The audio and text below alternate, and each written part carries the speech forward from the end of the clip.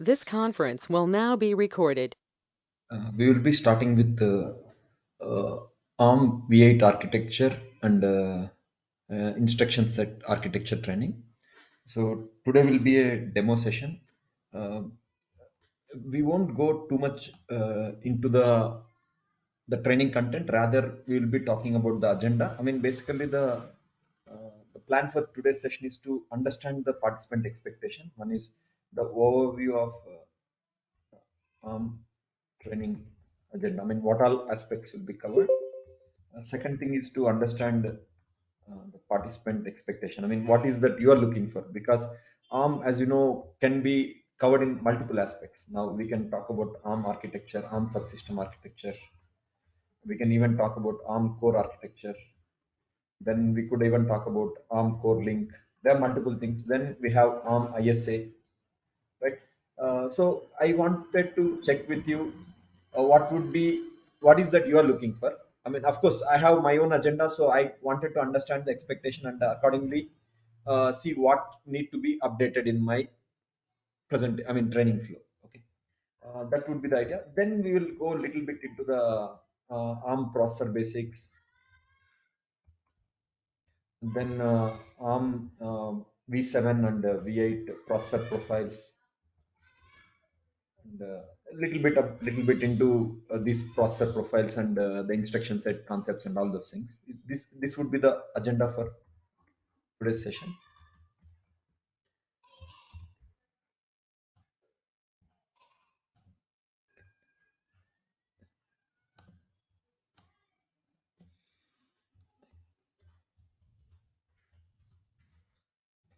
So basically, uh, why I have named this as architecture and IS training is, so as I said, there are a processor can be learnt in two perspectives. One is you can focus your entire training into just understanding the architecture. I mean, what all subcomponents are there inside the ARM subsystem, like let's say L2 cache, the ARM cores. Then inside the core, what all components are there? I mean, what are different units that are there in the core? That can be one aspect of the training. Other thing is understanding the instruction set architecture, like the programmer's model, what are the general purpose registers, and what is the load store architecture, and what are the different instructions and the categories of instructions, and then the concept of 32-bit instructions, 64-bit instructions, thumb instructions. So there are multiple aspects. So that ISA part of the training will focus on those aspects. We'll try to focus into both architecture as well as the IS aspects. And I believe for most of the participants, this would be more useful because if assuming you are working at SOC level or you are moving into SOC level verification projects, right? Or design and verification project, instruction set architecture will be more relevant for you for day-to-day work. So hence, we'll give a lot more emphasis into ISA training. Now, this would be the overall training agenda. We would initially start off with understanding a generic SOC architecture. I mean, we'll take any SOC architecture that is based on ARM, and we will try to understand how does it look like, what are the various components, and all those things. And then we'll talk about ARM processor basics. We will also talk about what is difference between RISC process and what is difference between CISC process. Like when we say ARM, when we say x86, what exactly are these things? Is also we'll talk about. Then we'll talk about ARM architecture family. I mean, you see how the ARM has evolved from ARM V1 to like the to currently we are at V9. So what updates have happened during this generation is what we'll also talk about. Then we'll talk about a little bit about architecture, like ARM subsystem architecture, and then we'll also talk about ARM CPU architecture.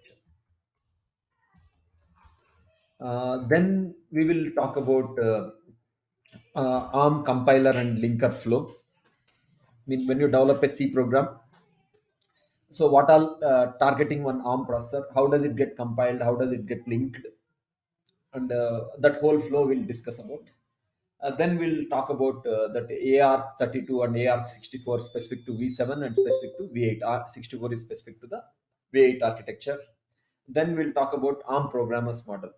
As part of that, we'll be talking about the general purpose registers, Then we'll talk about the various instruction set categories in terms of 32-bit, 64-bit instructions, thumb 2 instructions, Jazzel DBX, then thumb instruction set. Then the how to understand the instructions like mnemonics. Every instruction has a specific mnemonics that if you follow, if you understand those basics, understanding every instructions becomes quite easy. Then we'll talk about inside each of these instructions, there will be various types of instructions like integer instructions, then floating point instructions. There will be various categories. So we'll go deep into each of those instruction categories as well. Then we will talk about key embedded development tools. Once you have developed these instructions, let's say you have developed a program for specific sorting algorithm. So how do you check that that code is working fine? So that is where you have Kale embedded development tools, which can be used to execute the ARM code, and you can do even step-by-step execution and check the results. So all those things will be learning as part of this Kale embedded development tools. Then little bit deep into ARM processor concepts.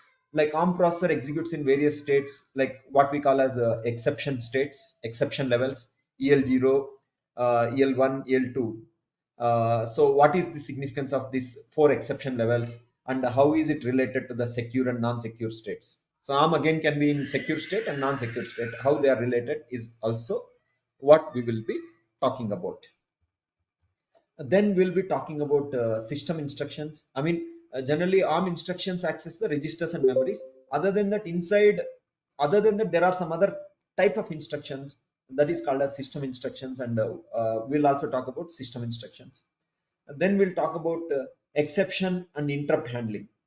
How does ARM handle, and what is the significance of ISR, and how is it related to the program counter? Everything we'll talk about. Then we'll talk about privilege and exception level. This is same thing as what we discussed in the previous slide. Then we'll talk a little more about various types of interrupts. Like you come across IRQ and FIQ. What exactly are those? How is it related to the ARM processor? And then we'll talk about the generic interrupt controller, or here I'm calling as interrupt controller. So what is the architecture of generic interrupt controller? How many interrupts does it support? How does it prioritize the various interrupts? All those things we'll talk about. Then I think it is CPU interfaces. It's something that gets covered as part of the CPU ARM core architecture. Then we'll talk about ARM memory model. I mean, how does memory is viewed by the ARM processor? So that is where we'll talk about. And other than that, we'll also talk about the concept of virtualization and the concept of trust zones. Then we'll be talking about cache and cache coherency. What exactly is, what all types of cache are there, like L1 cache, L2 cache, and what do we mean by cache coherency? All those things we'll talk. And then we'll be talking about memory management unit. I mean, once we go little into the ARM, we'll understand that there is a concept called as virtual address, and there is a concept called as physical address. And how these virtual and physical address are related to memory management unit. And there will be something called as translation, lookup buffers, and page tables. So that is all part of the memory management unit, which does the conversion of virtual address to physical address and vice versa. So how does it work? All those things we'll talk about. And then once it is done, we'll talk about ARM power management. Okay, and we'll talk about ARM debug concepts. Finally, what we'll do is, I think it probably won't be a final part of the session when we are learning ARM instructions, right? That time we'll take some 10 examples, ARM assembly program examples. Like it could be prime number generation, it could be some sorting algorithm, it could be some factorial generation algorithm, or various things. We'll develop a C program based algorithm and then port it to the ARM assembly code. We'll develop a ARM assembly code.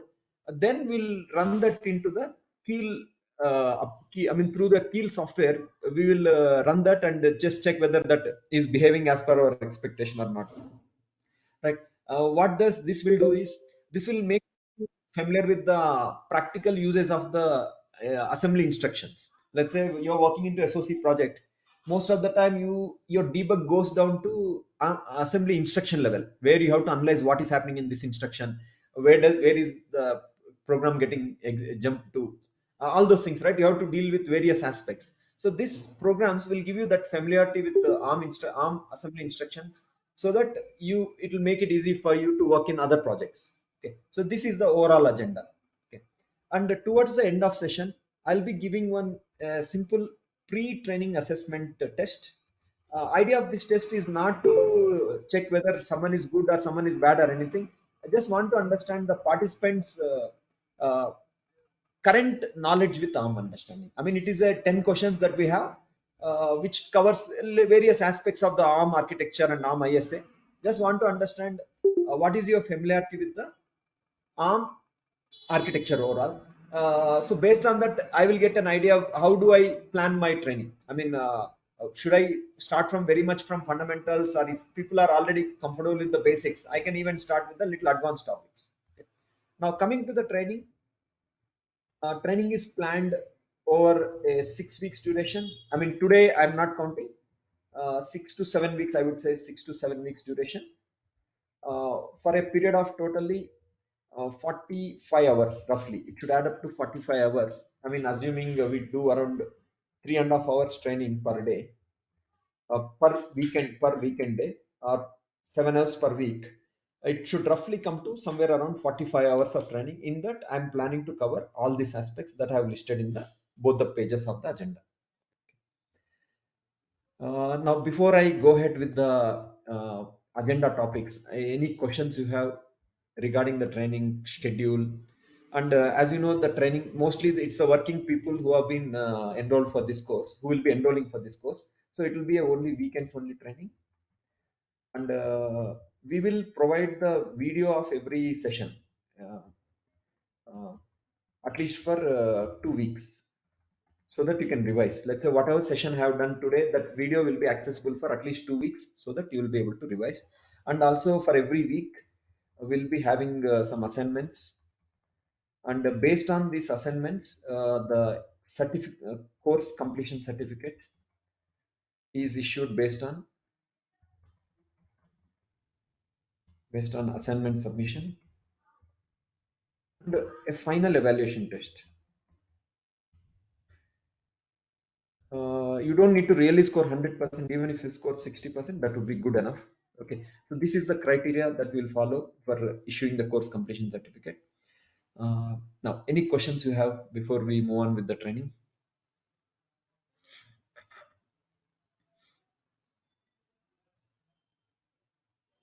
How are we planning the hands-on sessions? Okay, fine. So let's talk. How many of you have worked into SOC projects before, or have already worked on any kind of SOC, any kind of system where processor is already there? That kind of projects. Okay, you can just say yes, no, that will be easy for me. And one more thing I request is, please participate in the discussion. If you don't participate, for me it's like teaching to a monitor. That becomes very boring for me as well. So please participate. Okay, how about others? I got one response. I just want to know what is your familiarity, because if you are not familiar with SOC concepts, right, some basic concepts of SOC, I have to start off with little bit of basics of SOC. Then you will be able to understand why we are going to ARM as such.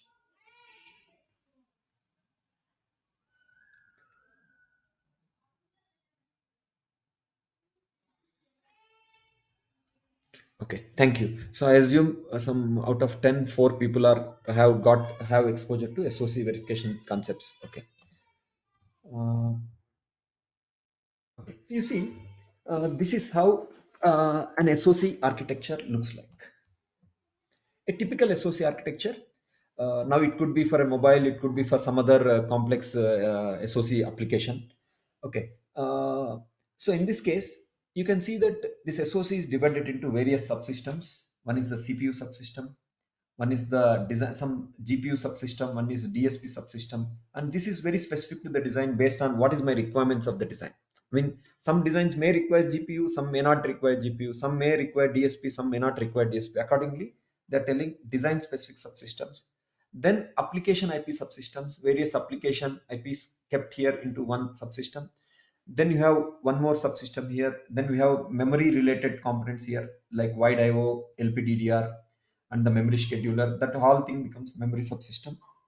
Then we have a subsystem with high speed peripherals. Then we have a wireless subsystem and security subsystem, IO peripherals.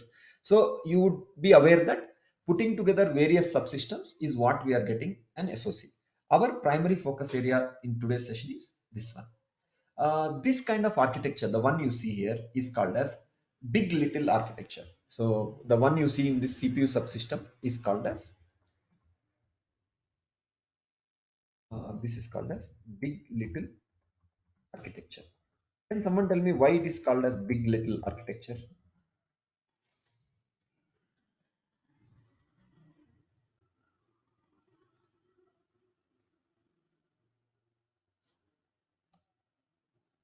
Basically, it's called as big little architecture because it has got a two A15 processors and four A7 processors. Uh, it has got the one we are seeing has two A15 processors and four A7 processors. Generally, they do is for high performance applications, the program execution happens using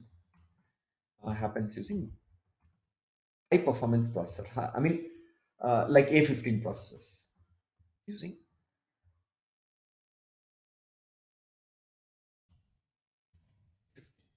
for a low performance applications, because that also need to be executed by the processor only, right? It need to be executed by the CPU subsystem only. For low performance application, program execution happens using A7. So what it does is this would give us a high performance at a cost of high power consumption. This is optimized for giving a moderate performance at a low power consumption. Basically, it's all about optimization. You are optimizing for high performance at a higher power consumption. So whereas A7 is reverse of that. Okay. So when you develop a CPU subsystem with few high performance targeted processes and few low performance targeted processes, that kind of architecture is called as big little architecture. Now there is a provision where here we have two A15 and four A7. It is possible, like you might have heard octa-core process. Have you? I'm sure you would have heard of this octa-core process, right? So what is that octa-core may have? It may have four A57 process, Cortex A57 process. These are high performance processes, high performance, and then probably four Cortex A7 process. These are again low performance process. Now the next question comes: why do we need so many processors? Why can't we manage with one processor? Now, why do we need octa-core actually? Why we need octa-core or multi-cores for that matter, or multi-cores? Can someone tell this answer?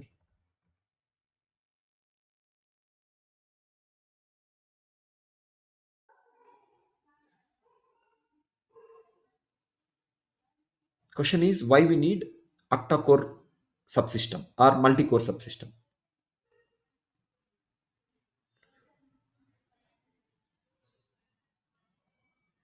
Okay, if you see why we need is of course to run multiple threads, right? To run multiple execution threads concurrently.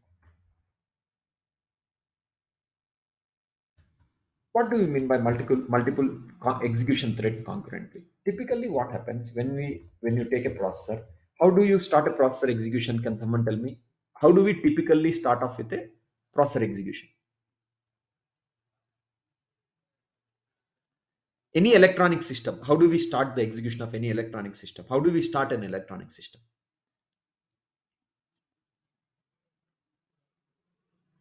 Basically, of course, apply the power.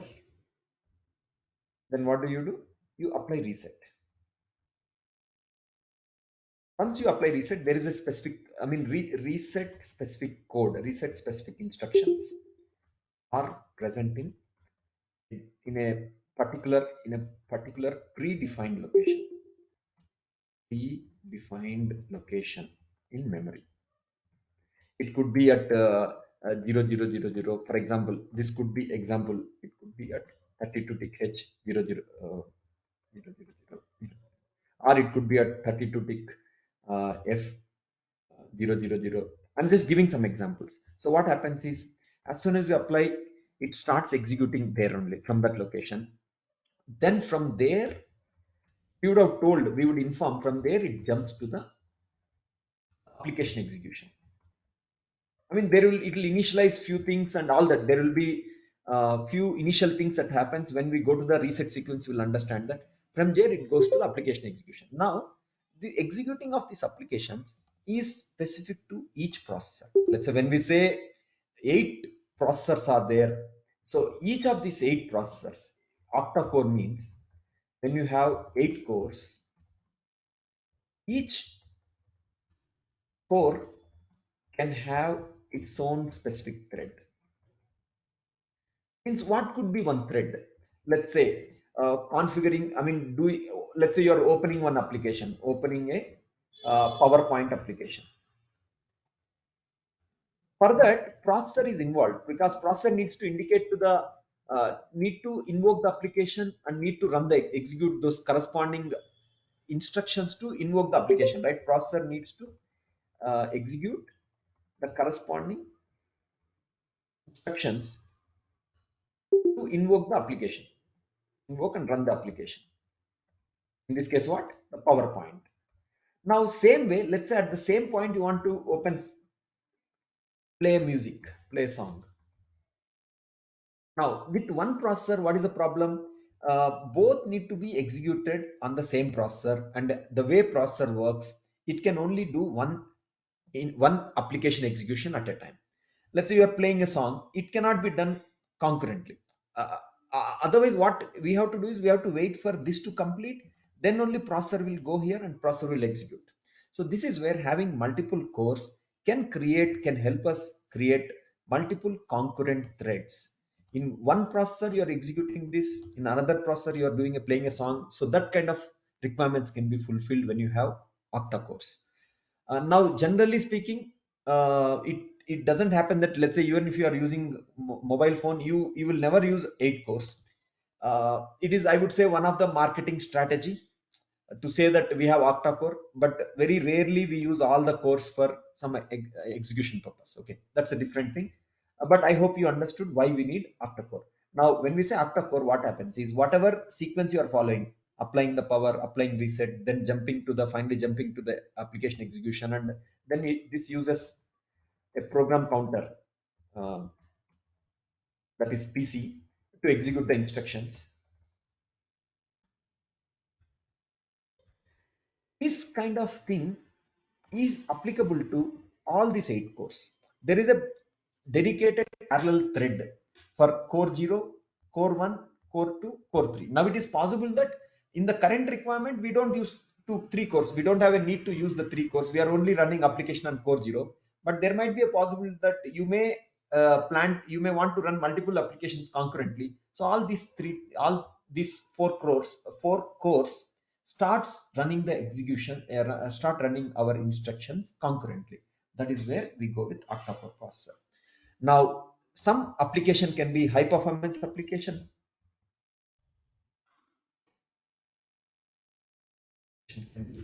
uh, requiring high bandwidth. I mean, something that requires high performance or high bandwidth, I would say, or low performance, right? So in those cases, the application CPU subsystem chooses the embedded system developer will choose which processor to use, which processor to use, whether to target this application to, whether to load this application, uh, whether to load using A57 high performance processors, or whether to load using low performance processor, because that decision cannot be done by the processors. Processor only will behave as per the applications that are running on the processors. Now it is the embedded system developer who will tell whether a specific application should be running on a high performance processor or low performance processors. So this is a little bit basics about multi-core process, and I hope you got an idea. Now, typically what happens if you go a little deep into each architecture? So When we say CPU subsystem architecture, I'm referring to this entire diagram. Okay, that includes the A15 cores, A7 cores, L2 cache, L2 cache, and the interconnect, all these things. When we say ARM core architecture, I'm talking about what happens inside A15, or what is there inside A7, like what all subcomponents are there. All those things is what we are going to talk. So we will learn both the aspects, where we'll learn what will be there inside the CPU subsystem, what will be there inside each processor core is also we'll talk about. Okay. Then we'll also talk about, eventually we'll talk about what is interconnect and what is meant by cache coherency, how L2 cache is related, and how L1 cache that is inside A15 is related to L2. All those things we will discuss as we go forward. I don't want to introduce too many complex terminology in the day one. Okay. Okay. So any questions in this slide before we move on to the next slide?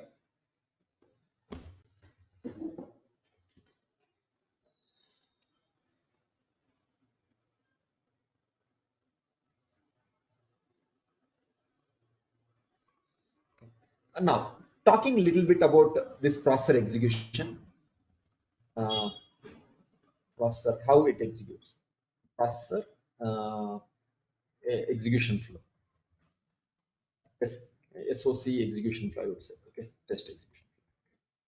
Typically, when we invoke an application,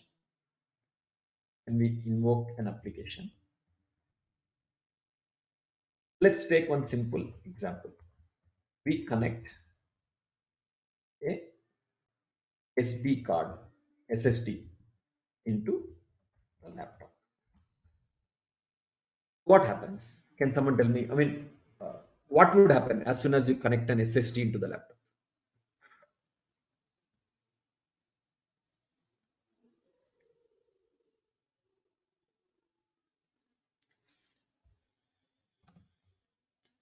The first thing that happens is, at SSD level, I mean SSD interface level, mostly it could be PCI Express based SSDs. Uh, what happens is there is a detection happens, and detection happens, and this will be informed. This detection is informed to the process by means of interrupt. Now, since the interrupt is coming from SSD controller,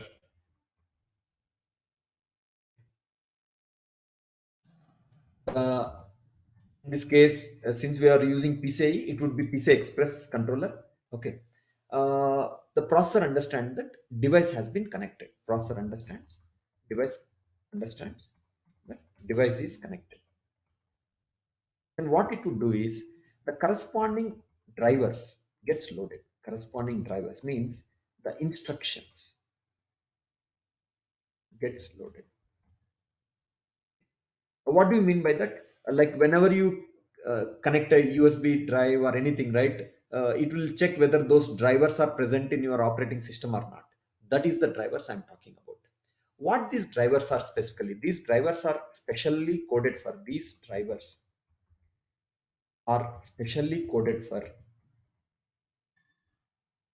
doing transfers. Doing transfers with SSD based devices. These drivers are specifically, driver means an application, a series of instructions are specifically coded for doing the transfers with SSD device. They understand the SSD architecture. These drivers are coded keeping in the mind SSD architecture, what all registers are there, and how this register should be programmed. That is all what is part of these driver instructions.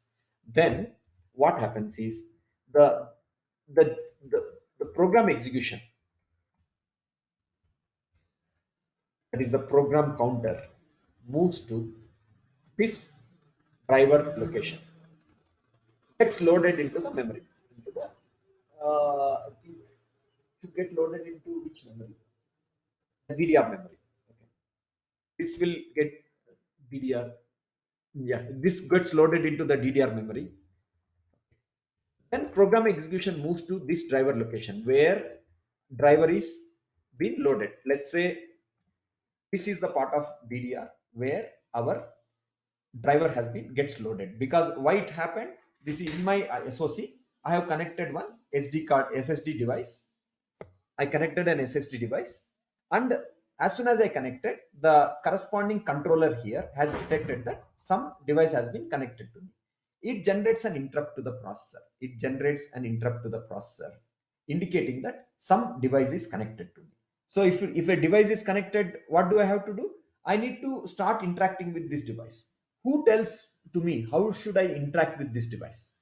That is informed by means of these drivers. These drivers are nothing but set of instructions developed by the embedded system engineer who understands what all registers are there here, what all registers are there in the device, and to access those things, to access the memory present here. Like if it is a SSD, it's a memory, right? So how that memory should be accessed, how the write and read should be done, that is all defined as part of these instructions. Now wherever the processor is there, let's say processor initially was executing these instructions one by one, that is program counter was moving from 100, 104, 108, like that it was moving, for example. Now because you have loaded, and since an interrupt is generated, it jumps from the execution will jump from here to here, and it starts executing these instructions based on the need requirement. So this is what happens. Then once that specific thing is done, it again comes back to the normal execution flow. So that is a part of interrupt service routine interrupt handling concept, which we'll discuss later. But this is what one of the things that happens. Okay. uh, then these instructions, the driver is nothing but instructions which are part of the driver are fetched. I mean, right, there is a concept called as fetch and execute concept. I mean, these instructions will be fetched by the processor, ARM core, and it executes them. That is where finally, based on that execution, we get this either AXI or AHB based transactions gets generated. What is happening in the processor core? I have this memory where the instructions are present. These instructions will be fetched, and the processor understands that I'm getting this specific instruction. This means I have to issue a write to this location, a write to specific register. Then it will do that. Let's say next instruction says that you have to read a register and do some checking. It will do that. That all behavior is defined as part of my driver. So this is a very generic overview of how this happens. Any questions before we move on?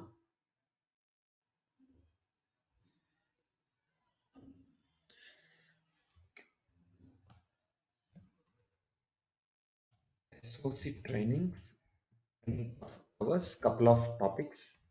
How it differs. The SOC training is more into SOC flow. I mean, more into SOC architecture, SOC test case development. I mean, SOC test bench architecture, then test bench development, and test case debug, all those things. ARM training is not into much into it. I mean, of course, SOC training also has some ARM training basics.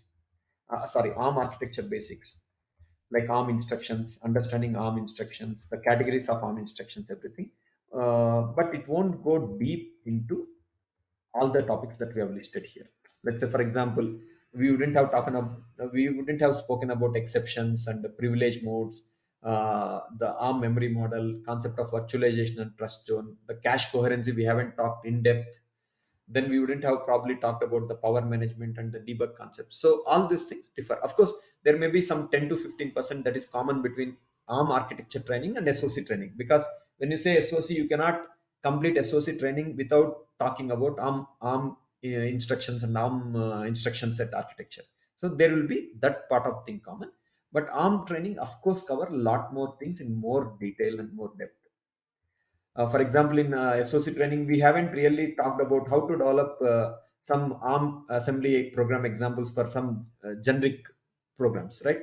That kind of thing also will get covered under ARM architecture training. Any other questions? Yes, we will be talking about scatter files. We'll be talking about list files, everything. All those things will be part of it. I mean, when we go to the concept of linker and compiler linker, the scatter and list files, everything will automatically gets covered there, because I can't give a very detailed description of each and every topic. At top level, probably we would have covered 90 to 95% of everything of ARM pretty much.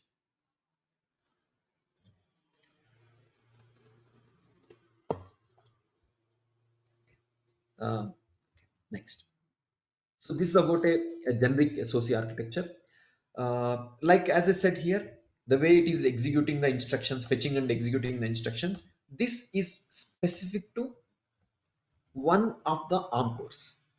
Now there are like that. There are multiple ARM cores. They could also be working with one. They could be getting a driver, and they could be executing a parallel set of instructions, and they could be interfacing with one more controller block in parallel. So that is where we get multiple threads being run by multiple processors. This is just one more SOC architecture, which is OMAP 3630. It is one of the TI mobile SOC architectures that was way back in 2010 or 2009 timeframe. It just talks about what all components are there. You will see that a lot of things will be common across these architectures. Just that the way they have been arranged is different, but otherwise, a lot of things will be common across both the architectures. Now, let us go little into the ARM processor basics. Okay. Now, as you know, processor is the gateway for firmware interaction with the hardware. I mean, whatever applications you are running, finally they need to be executed on the hardware. Now, as you know, applications gets converted into machine code, and that machine code is what gets fetched by the processor, what processor fetches, and that is what is executed. So what is machine code? Let's try to understand that. See, we develop as a if let's say you're working at SOC verification. So in what language do we develop the test cases? Can you tell me in which language do we develop test case? Most of the times.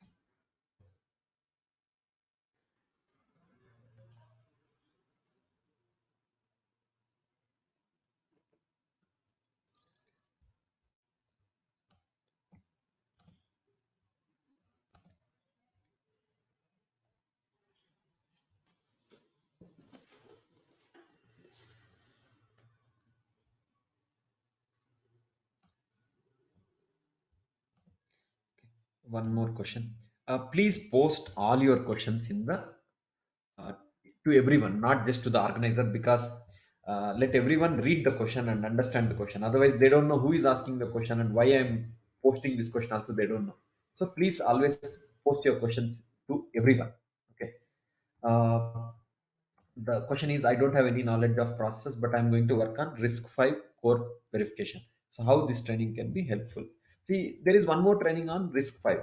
We have one more training on RISC-V that can be useful for you. Even if you work on ARM processor, ARM architecture, right?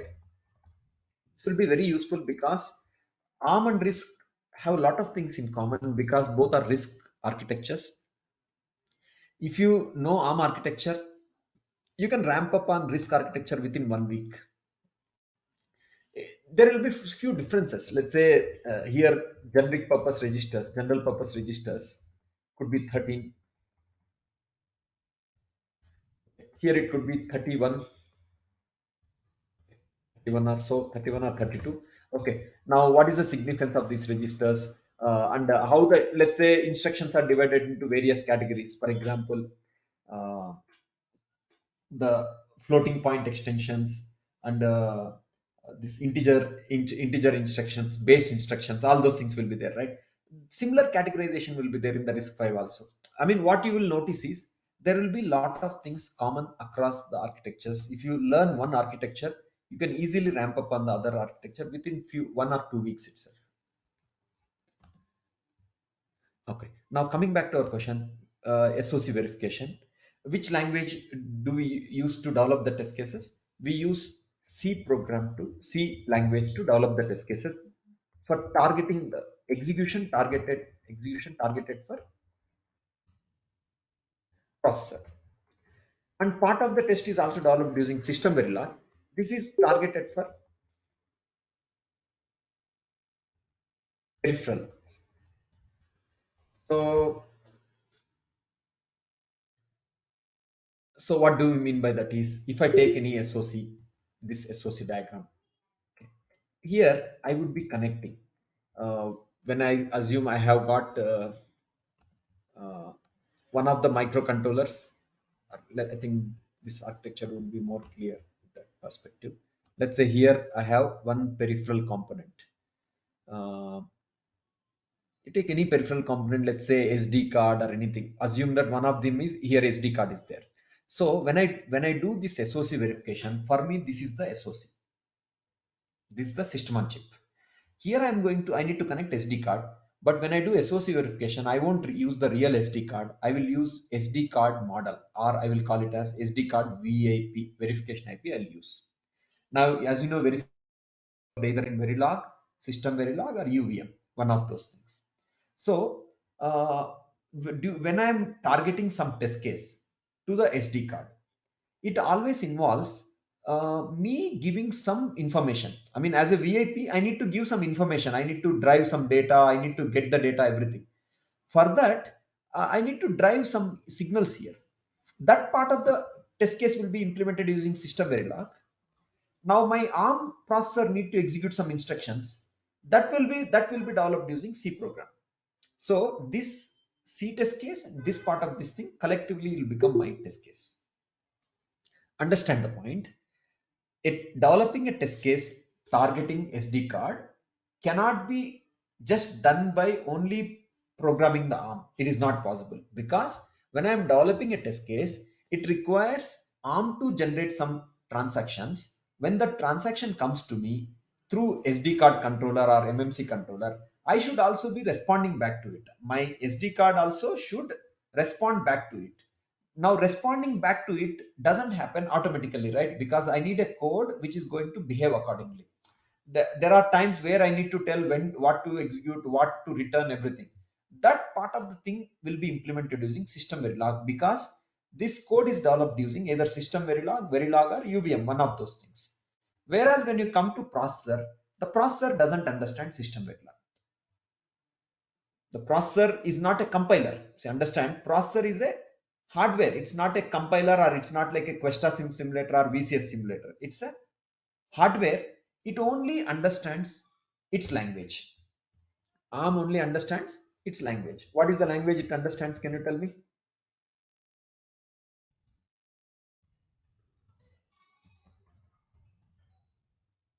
Someone tell me what is the language that ARM processor understands? It is called as assembly code or machine code, right? I mean, at very basic level, it is the machine code. What is machine code? Everything converted into hexadecimal format. Everything converted to hexadecimal format. Hexadecimal or binary format.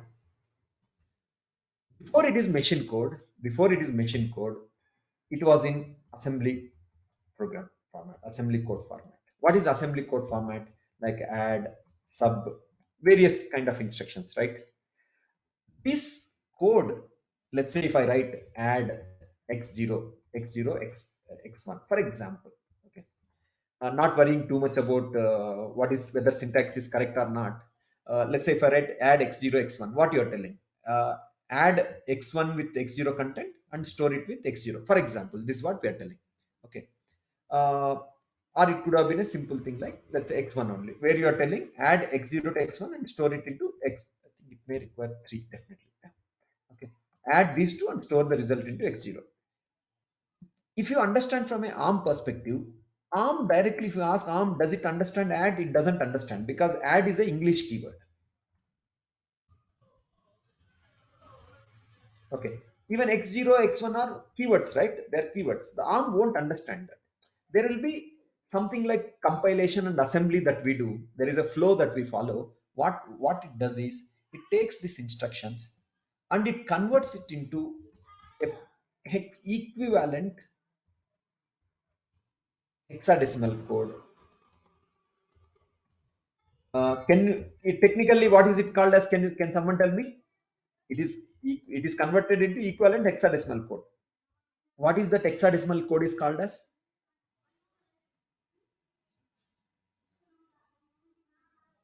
In ARM architecture, what do we call that hexadecimal code as? It is called as opcode. But opcode will be having some format. If you understand the format, opcode is a hexadecimal value. Hexadecimal value. That hexadecimal value is what processor will get. See, when it fetches instructions, when processor fetches instructions from DDR, let's say, it gets hexadecimal code, hexadecimal opcode.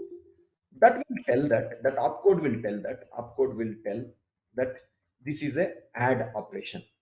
This is add operation. So you need to add x0, x1 and store the result into x0. Like that it will tell. Before it became assembly code. Now, this is about here.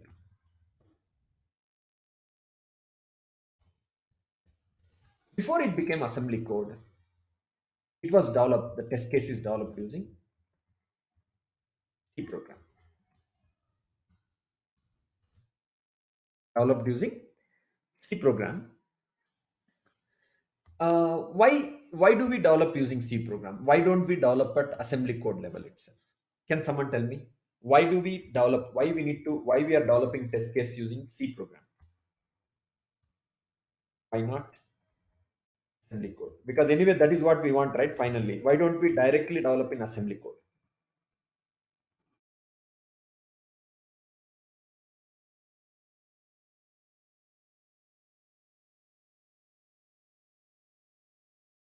It is easy to implement the algorithm. Easy to implement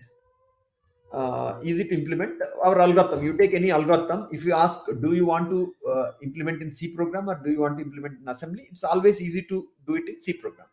What is the other advantage? Can you tell me? What is the other advantage of doing it in C language rather than doing it in assembly code?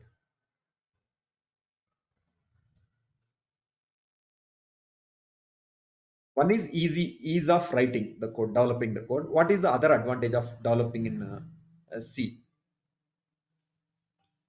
The other advantage is the same C code can be reused for other processor architectures, other SoCs, other processors. All you need is that corresponding processor compiler you need. We need a compiler. We need a compiler specific to the processor. Of course, debugging also is easier. You can understand what is happening. Debug becomes easier. Ease of debugging.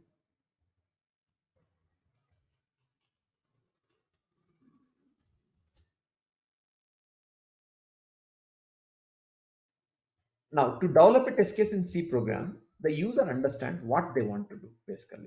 Let's say to develop test case in C program, the verification engineer or whoever it is, we understand what is our requirement, what do I want to do. Let's say one of my requirement could be a test case targeting, example, a test case targeting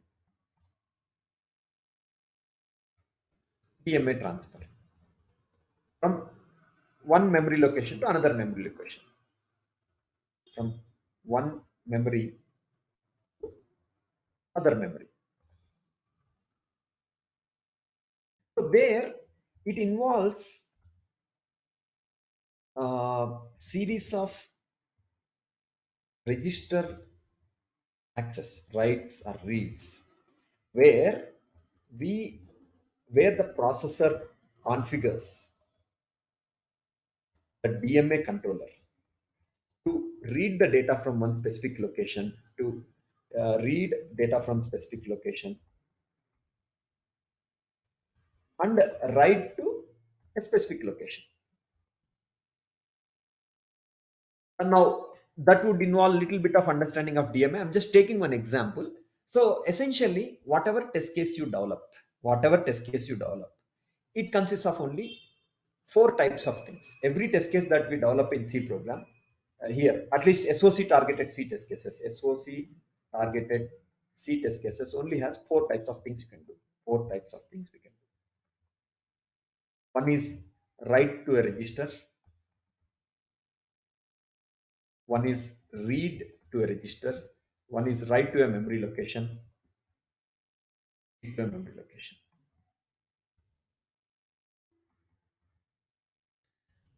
I mean, you take any test case. Other than that, there may be some comparison logic and those things. That is different part. I mean, compare is a internal to the compare also involves. But most importantly, this is what is essentially the core part of any test case. So that test case, these things, writing to a register, reading to a register, write to a memory, reading to a memory location, they all gets converted into equivalent assembly code. Finally, when and this process of converting, the process of converting C program to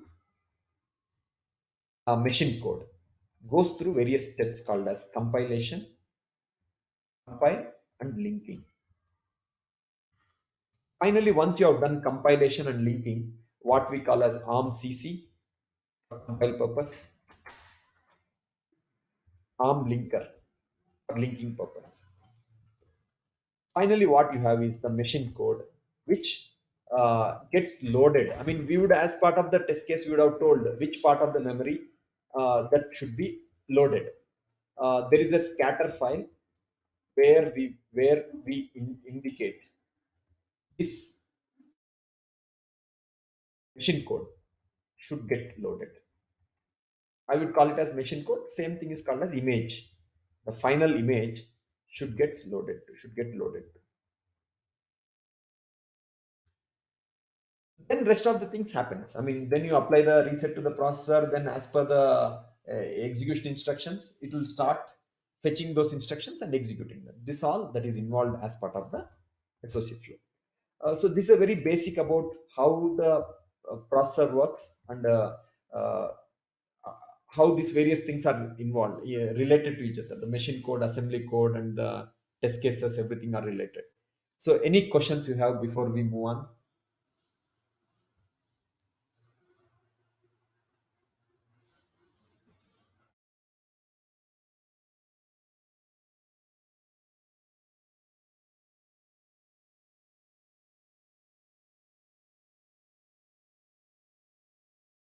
Some processor basics, as I said, uh, processor is the gateway for firmware interaction with the hardware.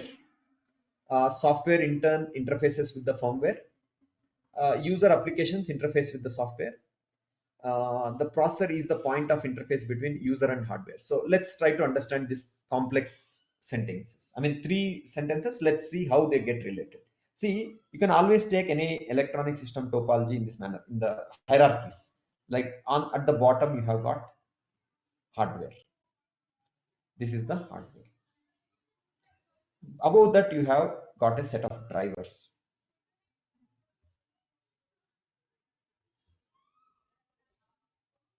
Drivers. Above that, we have got the operating system. And above that, we have got user applications, like what we call as apps. Finally, hardware has something called as you know, the processor, and there is a memory. It has got. It could be a flash memory, it could be the DDR memory, various types of memory. Based on the what you have connected, let's say this is all I draw as one my system. Once I connect something into my system, any device, it could be the USB drive or anything, I connect into the system. The at this level, it gets detected that some device is connected, and my operating system at operating system level, I get to know that some USB device has been connected. Then what happens is that corresponding driver, see, there will be a drivers corresponding to USB, there will be a driver corresponding to SD card, there will be drivers corresponding to SSD, everything, right? They get loaded into this one, this part of the memory, and that information is even told to the processor that this is where they have been loaded. Where they have been loaded, it's been told. Then what happens, my processor knows that, and as part of the sequence, it starts getting these instructions and execute. Then inside the hardware, there will be a USB controller. It programs USB controller. Through that, my interaction with the device will happen. So this is all how various things are connected to each other. Now if you see, what do you see? Software in turn interfaces with the firmware. See, I would say operating system in turn interface with the firmware. The applications interface with the operating system. The drivers are firmware, or I would call as firmware, interfaces with the hardware. Next, processor is the master of the whole SoC. Anything that drivers or upper layers wants to talk to the SoC, it has to happen through processor only. Okay. Next thing is ARM is a risk architecture, and it uses something called as load and store architecture. What is load and store architecture? Can someone tell me, when we say load store architecture, what exactly is it?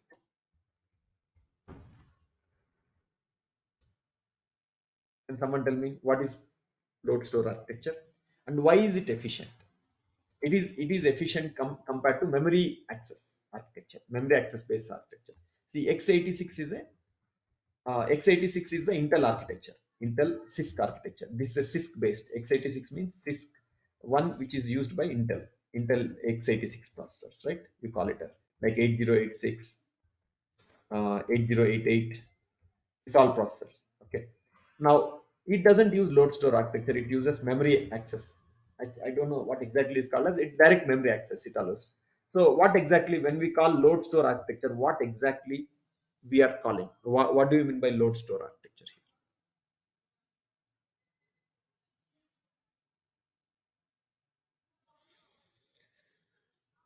Can someone tell what exactly is load and store?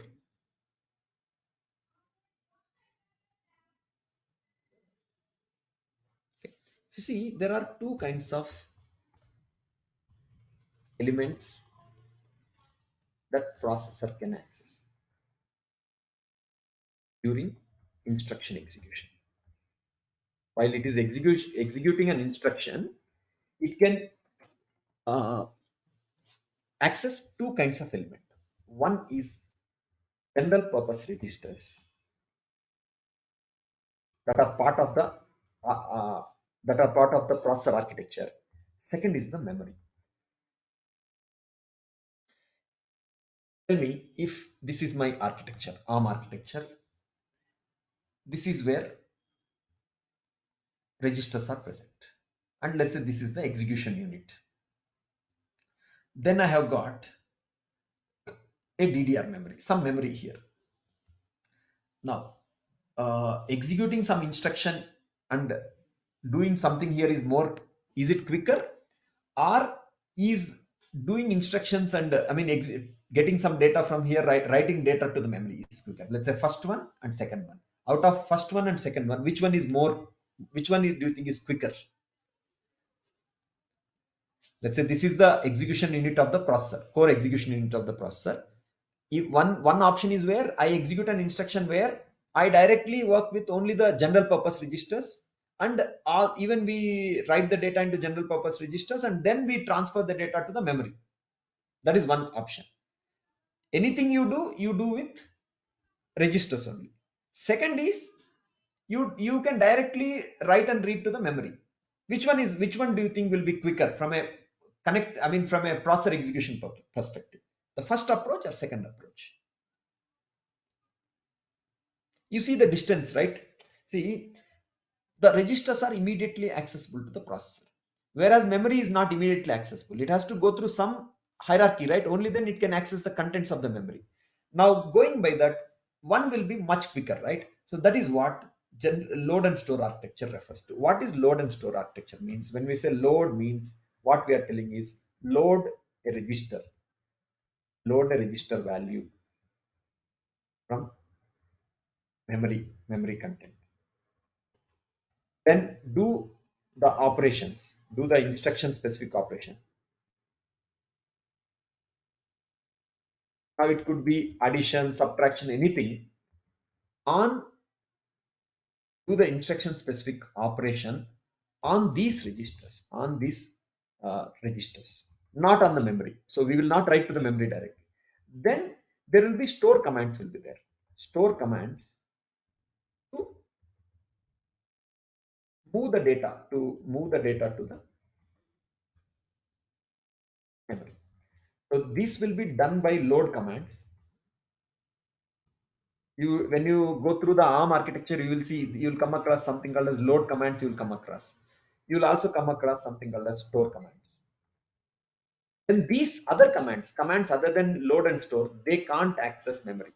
See, commands other than load and store can't access memory directly. Basically, what you do is, whatever information you want to fetch, you load everything. Let's say for a particular piece of code, you need to get some 5 locations of memory. You get them, you do all the operations. Once you are done with all operations, finally store the content, whatever data is there in your registers, you move it back to the memory. That way, what happens is, your latency is only increasing at this point where you are loading from the memory and you are writing data back to the memory, right? uh, Whereas other instructions other than load and store, they won't be working with the memories, they will be directly working with registers, so they will be very, their execution will be quick. Execution will be quick. Whereas in x86 based architecture, all there will be all categories of instructions. I mean, there could be major categories of instructions, many multiple instructions will have multiple categories of instructions, can directly access memory.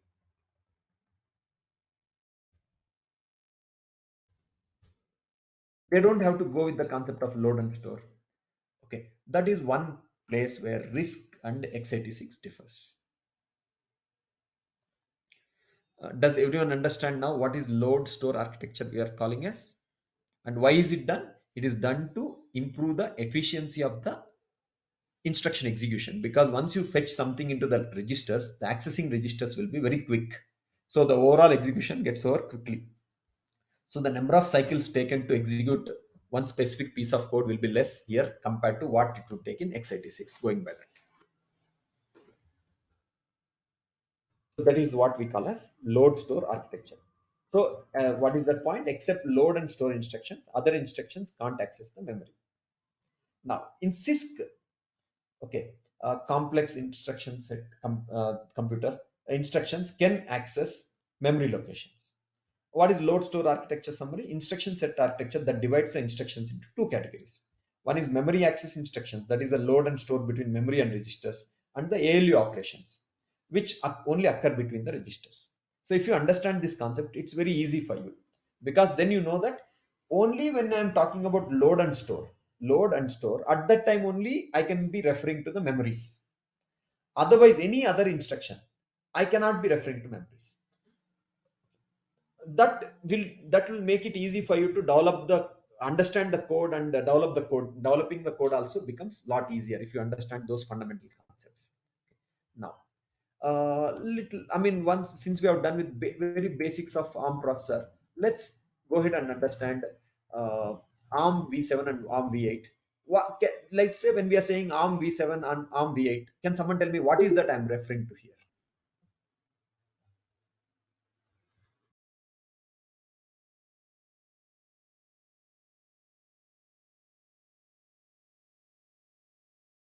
What exactly is ARM v7 and what exactly is ARM v8?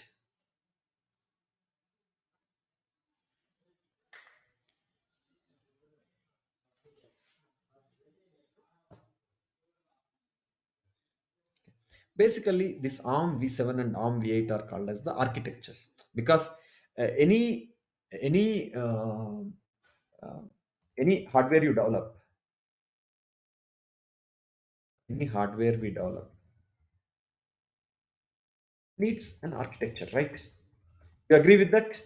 Means, let's say you're talking about example mobile phone, you're using mobile phone, we use it as an architecture. Let's say this is, we are in 2022, we are talking about, let's say, somewhere in 2024.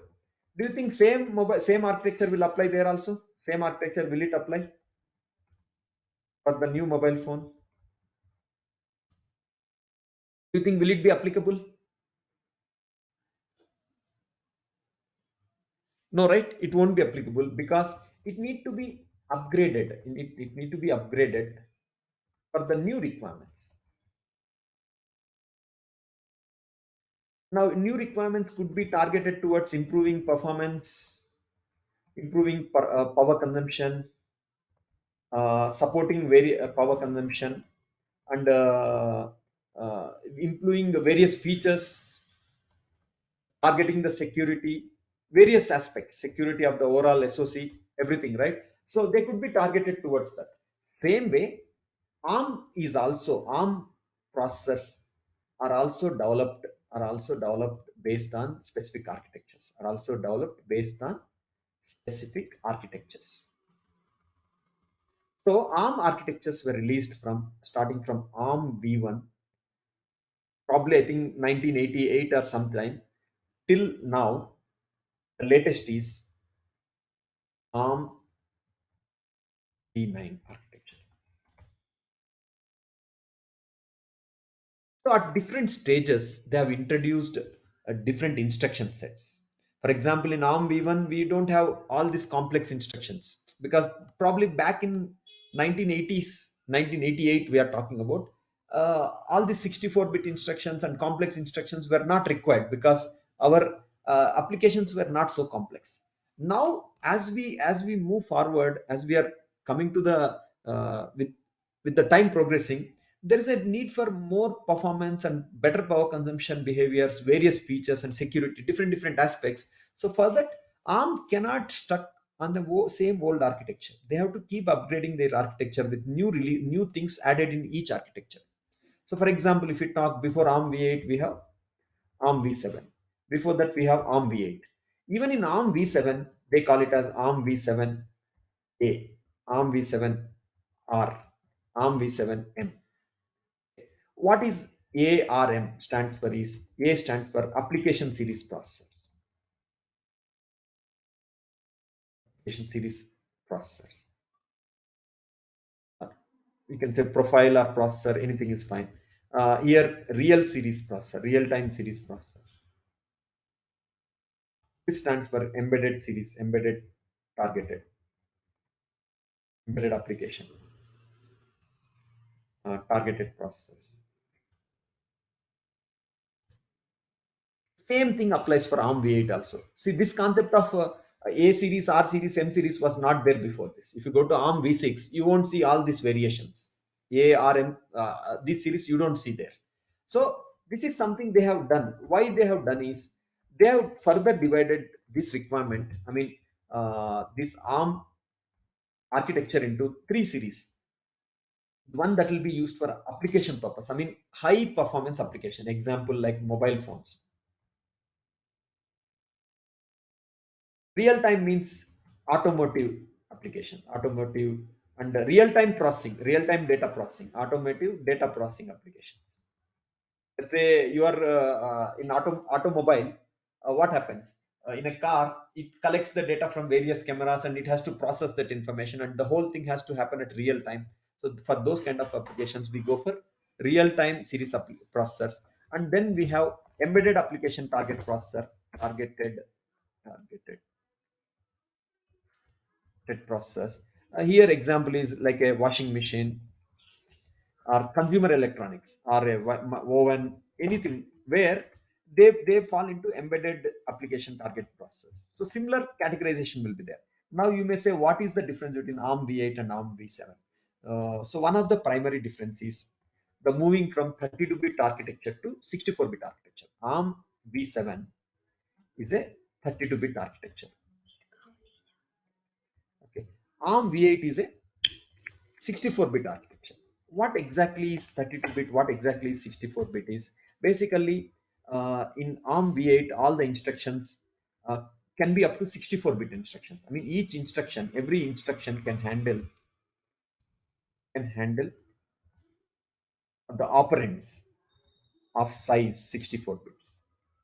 Whereas in ARM v7, each instruction can handle operands of size 32 bits only. I mean, when I say this one, let's say add x0 x1, I'm just taking, okay, now whether how much is it correct, let's not get into it, because we all of us understand add, all of us understand what is x0 x1. These are generic purpose registers. What is our intention is take data from x0, take data from x1 and add it and store it into x0. And you see Are we involving any memory access here? Are we involving any memory access here? When you run this application, this instruction, there is no memory access involved. Everything is happening between the registers. So this is an example of a ALU instruction which won't involve the memory access. So in this case, if it is targeted for ARM v7, the size of X0 register, size of X0 and X1 register will be is 32 bits only. Okay, when we go here, let's say same instruction. Now it could be different. Instead of X0, they may use W0. I'm just telling. Okay, size of these registers could be 64 bits. Now to differentiate whether it is 64 bit or 32 bit, they will have a convention. They might even say W0. Okay, there will be such convention, which we will, I won't confuse you with all those things right now. When we go to that ARM v8, the instructions, I will differentiate how to know whether something is 32 bit instruction or whether something is 64 bit instruction. In case of 64-bit architecture, this will be 64 bits. Now, what is the need for this is that, why do you think this is required? What is the need to move from 32-bit to 64-bit? What is the need to move from 32-bit to 64-bit? Can someone tell me?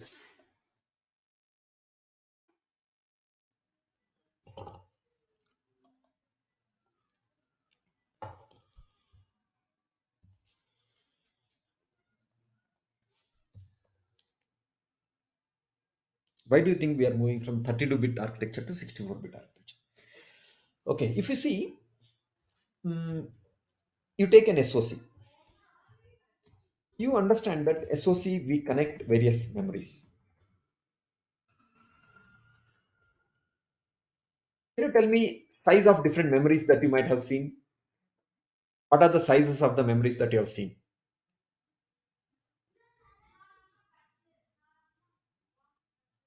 What is the maximum size you have heard of? Any memory, what is the maximum size that you have heard of? I want you to participate. I want you to say some inputs. I can give the answer immediately and I can proceed also, but I want to make this session interactive so that I get to know how much you understand, how much you are following from the session. You might have even heard of 2 terabyte, you might have heard of 4 terabyte. All those things probably you would have heard of, right? Now let's go down to little basics. Each, if you take the memory mapping in SOCs, memory mapping in SOC, can you tell me, is memory mapped at byte level, bit level, or word level? Word means 32-bit. Can you tell me how is the memory mapping is done? I mean, does each byte has a unique address? Does each bit has a unique address? Or does each word has a unique address? Where do you think unique address? I mean, at what level do we assign address? Can you tell me? Byte level, right? We assign at byte level. What do we mean by that? I'll give you a very simple analogy. You take your locality where you're staying. Let's say this is the street. There are multiple houses. Okay. Now, what is, do they give house to address to each house? Let's say 21, 22, 23. Or do they collectively give for 4 houses together? Tell me. Do we give at each house level or 4 houses collectively? The numbering, each house. The same is the concept here. Now, are you going to give at byte level? So each one is like a byte. Okay. Now, inside the house, let's say 8 people are there. Assume that your house has 8 people. Do they give address to each person? Do they give house number to each person? No, right? The each house is being addressed. Each house is being numbered. So that is what we are calling. If at all there was a system where we could group 4 houses and give one number to that, that would have become word level addressing, because you are merging 4 bytes to make 32 bits. That would have become a word level mapping. Just an analogy. Okay. Now here byte level. Now if my SOC, my memory has 16 bytes, tell me how many addresses are required? How many unique address values are required? Addresses are required to access this. Can you tell me? If memory has 16 bytes, to access this 16 bytes, how many unique addresses do we need?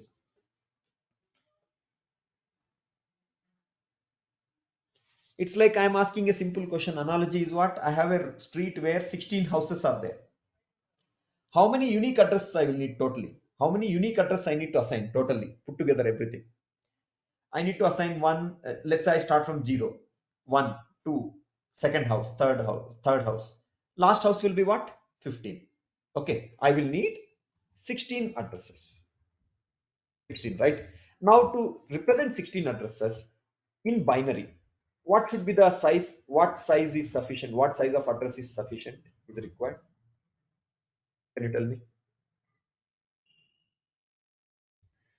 We require 4-bit is sufficient. Do you agree, right? So the relation is very simple. What is the relation? If there are 16 locations, we need to take the square root. I think square root of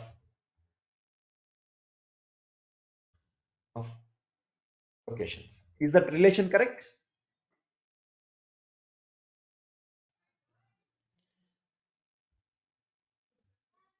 Is it square root or what do I have to do? 2 power 4, right? No, I have to basically do what?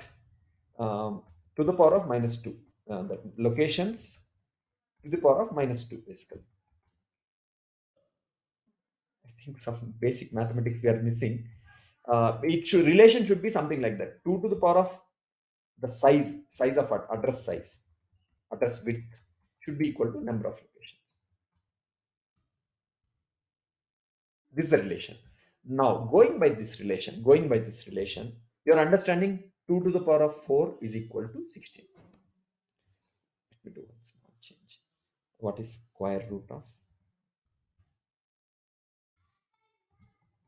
128? That's not correct. Okay, that's not correct. So we should go by this relation. 2 to the power of address width. Okay, I think more specifically, I should do log with a base of 2 in locations. That's how we should do. Logarithmic with base of 2 and locate number of locations in the this one. That would give me the correct answer. Log base of 128. Log 128 base 2. That will become 7. Yeah. So log 128 with base of 2. That will be the correct answer. Now, going by that logic, if memory is 1 kilobyte, how many locations? What should be the size of address? To access 1 kilobyte memory, what size of address do we require?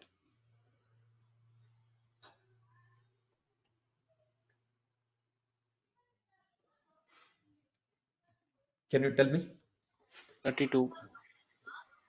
We will require log base 2 of 1024, 1024. right? Because 1 kilobyte means 1024 bytes. It will come to how much? 10. Going by the same concept, for 1 megabyte, can you tell me 1 megabyte is nothing but what? 1 kilobyte into 1 kilobyte, right? I mean, so many 1 kilo into 1024 of 1 kilobytes. What should be the number of locations for that? 1024 into 1024. So what should be the address size to access 1 megabyte memory?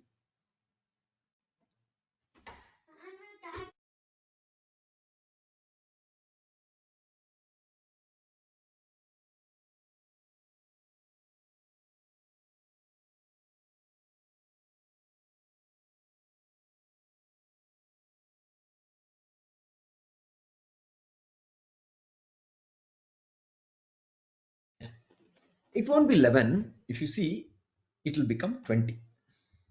Plus 1024 into 1024, right?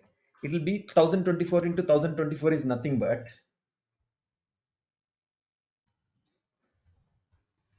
2 to the power of 10 into 2 to the power of 10 is 2 to the power of 20. Hence, you require 20 locations. Is that clear? Hardik, is it clear to you? Now, let us take the next one. Memory of 1 gigabyte size. It is what? Into 1 kilo, right? See, giga means what? You have to do one more 1000 multiplication, kilo, mega, and giga. So tell me now, to access this, how many is required? 30 locations are required. 30 should be 30. Now, if I give you a address of an address of 32-bit size, what is the maximum? What is the memory size it can access? Memory size, maximum memory size it can access.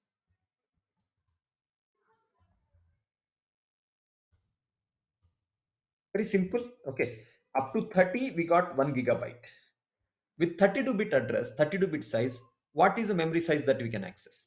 You do simple calculation. You know already 1 gigabyte. It will be 4 gigabyte. That means a processor with 32-bit address can only access 4 gigabytes of memory. Do you think would it be sufficient? Do you think will it be sufficient to handle all our memory requirements? Will this be sufficient to handle to access the 1 terabyte memory? Because 1 terabyte is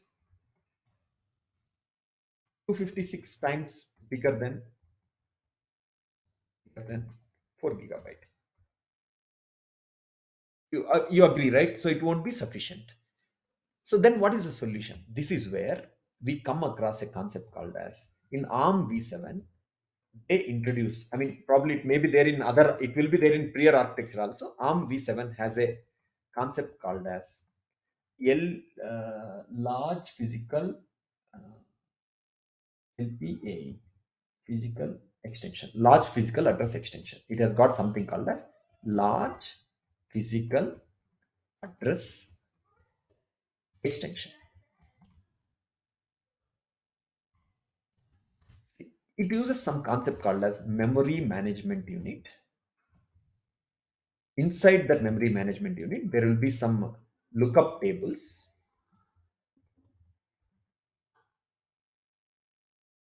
Lookup tables, what we call as LUT, which takes 32-bit address as an input, address as an input,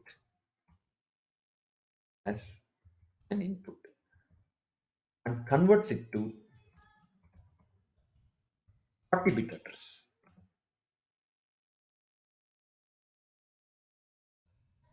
Now, how it does, we'll discuss later because it's not such an easy thing to explain in few minutes.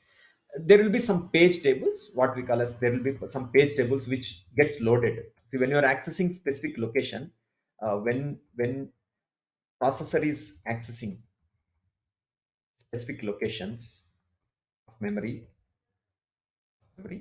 some page tables are loaded in MMU, and these page tables will indicate how the 32-bit to 40-bit this translation should happen. Address translation should happen. Technically, this 32-bit address is called as virtual address. Called as virtual address. 40-bit address is called as physical address.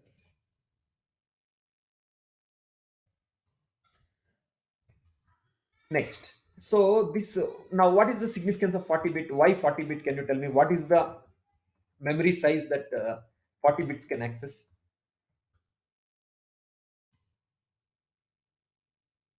Can you tell me what is the memory size that 40-bit address can access?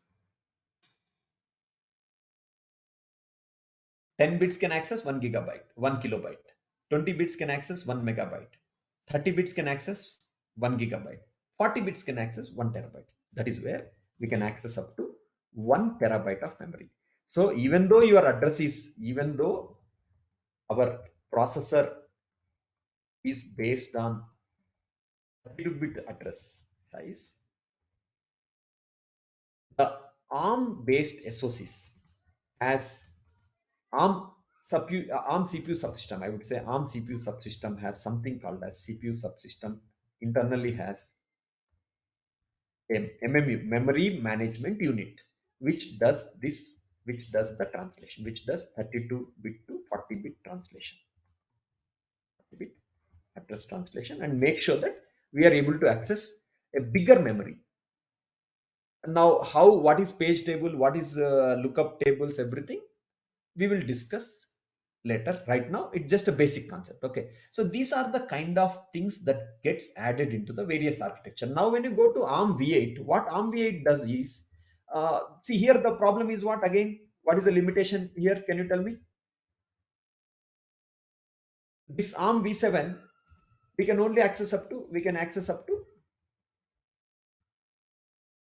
I mean 1 terabyte space only, because of due to 40-bit physical address size.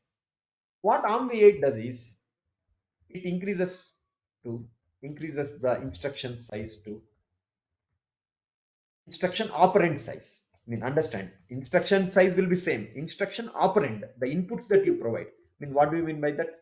This x0, x0, x1, instead of 32-bit, they will become 64-bit.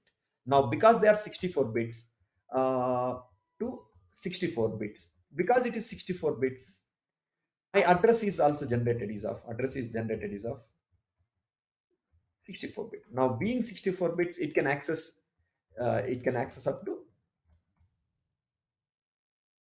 2 to the power of 64, which is practically any size of memory it can access. If you take practically any size of memory that it can access, even there, this concept of memory management unit, page tables will be there. Definitely, they will all be there. Now, why is it used? So here, the 32-bit to 40-bit conversion won't involve. See, ARM V8 won't require that 32-bit to 40-bit conversion. But there is a concept called as how the memory will be viewed by different peripherals. See, understand, uh, same memory will be viewed by different peripheral components in different manner. Means they may have different address mapping. Means example may have different address mappings. May have different address mappings. So to convert this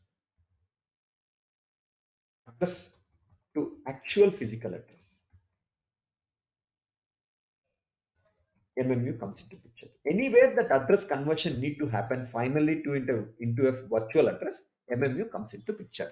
So here in ARM V8, since we are moving from 32 bits instructions operand size to 64 bits, you don't really require 32-bit to 40-bit conversion. That won't be required. But then there is other concept called as different peripheral components. Let's say SD card is there. Let's say USB is there. Let's say PCI Express is there. Different peripherals are there. They view the same memory. They view the same memory in different ways, different manner. The way their mapping is there is different. So that finally all those different addresses need to be converted into a same physical address, right? Because I cannot be targeting different physical addresses for one same memory location. That is where MMU takes care of that. Now, how it does that itself is a very big topic, which we will discuss at a later point of time. Okay, so this is a basic about ARM V7 and ARM V8. Let us do for another 10 minutes and we'll wind up the session. So that's where you see that ARM V7 is a 32-bit version. It has got 32-bit architecture. That means all the address instructions, everything will be generated as a 32-bit addresses. And it has got 32-bit virtual address. I told you, right? The address issued by the processor will be 32-bit. And all the registers are of size 32-bit. When we go to ARM V8, it is 64-bit version. It has got, it's based on 64-bit architecture, 64-bit virtual address, and 64-bit registers. Each processor has various profiles. Like as I said, A series, R series, M series. A series supports both ARM and thumb instruction set. See, now what is thumb is instructions in 16-bit format. Their code density will be 16-bit. The point is very simple. When I convert ARM instructions into machine code, the density will be big. I mean, I will require a lot of code, lot of hexa image. The same thing if I implement in thumb, same thing if I implement in thumb instruction set, this can be taken care in a much smaller density, because these thumb instructions are targeted for 16-bit sizes. These are targeted for 16-bit sizes. So the same code density is getting reduced. So ARM A series supports ARM and thumb instruction set. They are generally, A means application series. They are targeted for high performance at high power consumption, intended for application use purpose. Like in mobile, you are playing a game. Okay, you are talk. I mean, mostly playing game, and any application that your mobile processor runs, they will all be run with A series application series processor. Then we have R series processors, which also provides protected memory system architecture. What is protection and how is it provided? All those things we'll discuss as we go forward. And it also supports both ARM and thumb instruction set, and it is a low interrupt latency, because R series means what? Real time series. They need to be, all the things need to be processed with a very minimum latency, because that is what real time requires. Let's say we are driving a self driven car, it has to make the decisions quickly. So in all those cases they go for real time series processor profile. It mainly optimized for real-time and safety applications. The processor is optimized such that any interrupt comes, it should be processed immediately with a very minimum latency. That is where these are optimized for real-time and safety applications. They are generally used in industry applications, industry control systems in factories like hospital operating systems, banking and e-commerce servers, control software in cars and aeroplanes. All those places we use R series processor. Now, next third profile is M series. There we only use thumb instruction set. Okay, we don't use the ARM instruction set. We only use thumb instruction set. These are generally targeted for low performance, low power. See, in A series you get high performance at a high power consumption. Here you get low performance at low power consumption. These are used as power management controllers in SOCs. Generally, when you talk of SOCs, uh, I have main course as A series processor. I will also require some processor which will do the power management of the overall system. For those things, I can use M series processor.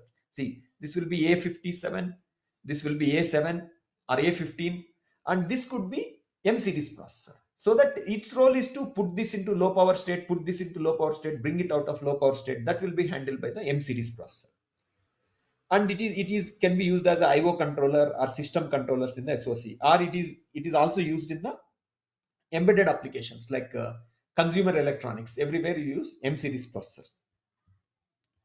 Okay. Similarly, ARM V8 also has various processor profiles like A series, real-time series, embedded series.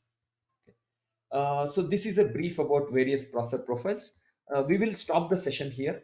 In the next session, we'll continue with the ARM CPU subsystem architecture and the ARM core architecture, and then further we will move on to the ARM programmers model, and then instruction set, everything. Okay. So this is a brief about ARM, introduction to the ARM training. So before we end the session, do you have any questions?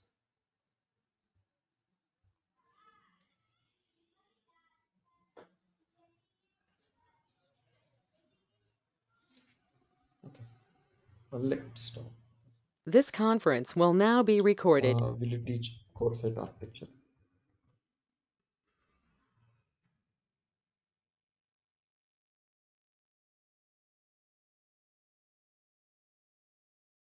Each ARM core. Yes, we will touch the basics. At least basics will be covered. Basic idea of core set architecture covered.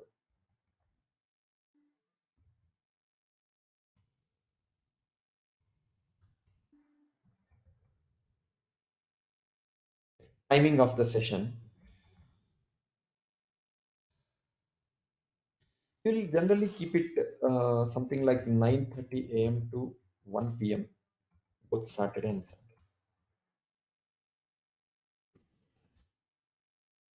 Mostly it should go for 6 to 7 weeks. I won't count the number of weeks. Okay, we'll count. I mean, as and when we are done with these topics, let's say we have an agenda that need to be done. as and when it's done, it could be done. Let's say it may take 5 weeks, it may take 7 weeks, 8 weeks, doesn't matter, but we'll go slowly, but we'll make sure that every topic is covered. So then we'll be done with the training. 6 and 7 is a notional number, which it might take, because the way we progress and the kind of question and answers that come during the sessions also might get extended. Any other questions?